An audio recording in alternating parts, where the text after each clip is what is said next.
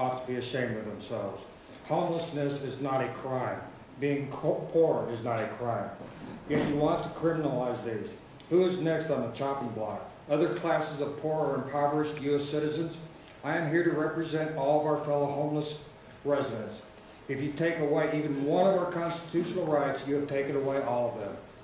I served my country proudly and without question, just as many more have done and continue to do, to protect our constitutional rights and privileges.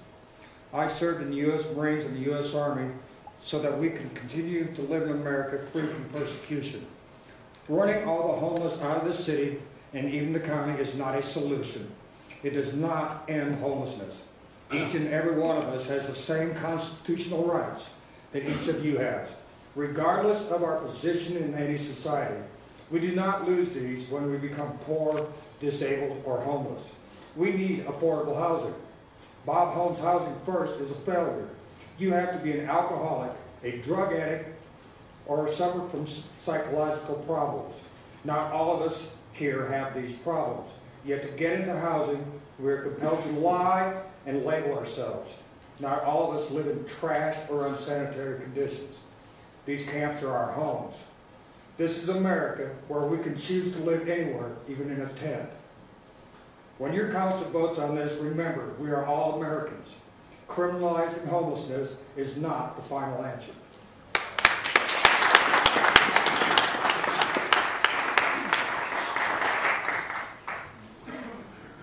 Hi, I'm Steve Saint with the Pikes Peak Justice Peace Commission, and I want to tell you a little bit about the public process that I've been involved in.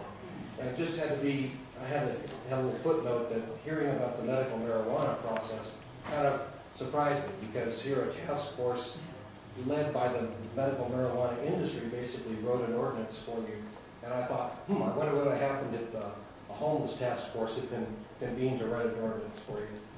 But that didn't happen, but we did have a public process, and it came out of the nonprofit sector, and part of that process was a two-part evening forum that some of you came to, thank you, where about 200 people each night convened at the Marion House. We had standing room only, many people in this room were there.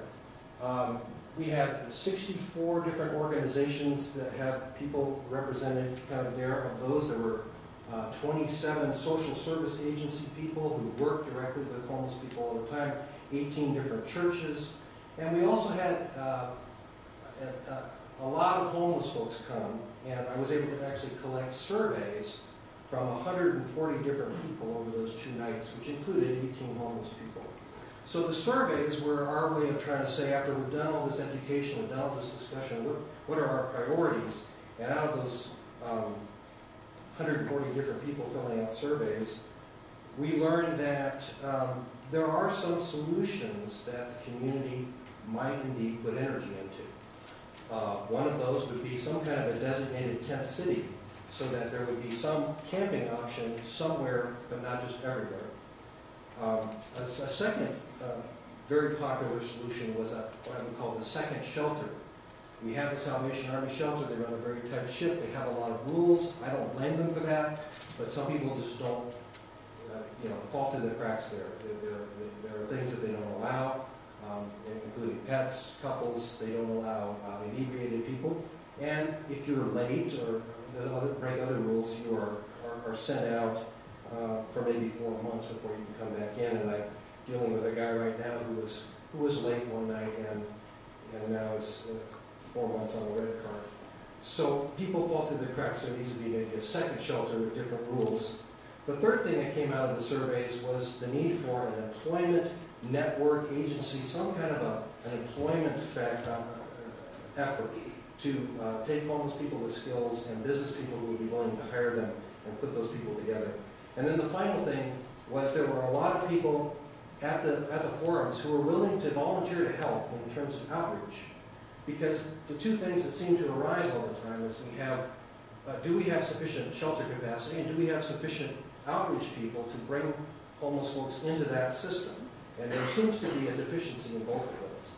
So tent city, second shelter, employment network, and a volunteer training program so average citizens can join with the agencies and try to go down into camps and help people individually.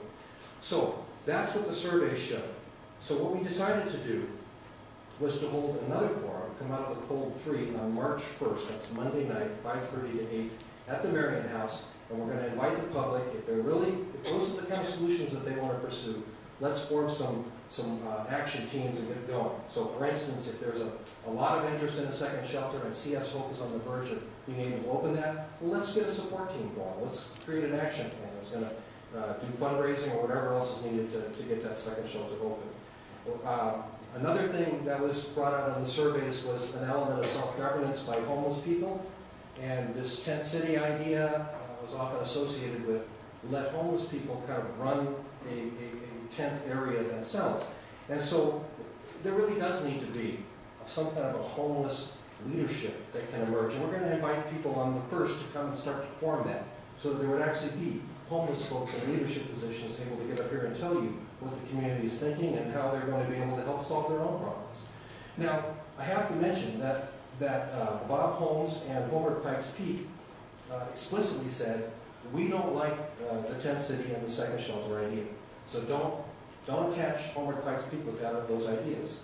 And I need to say that. Now, I think the reason that Bob feels that way, at least in part, is that he feels that there's sufficient shelter capacity now. There's sufficient number of beds, and we don't need any of these other kinds of shelters. And I have to challenge you to try to figure that out. I think there are numbers.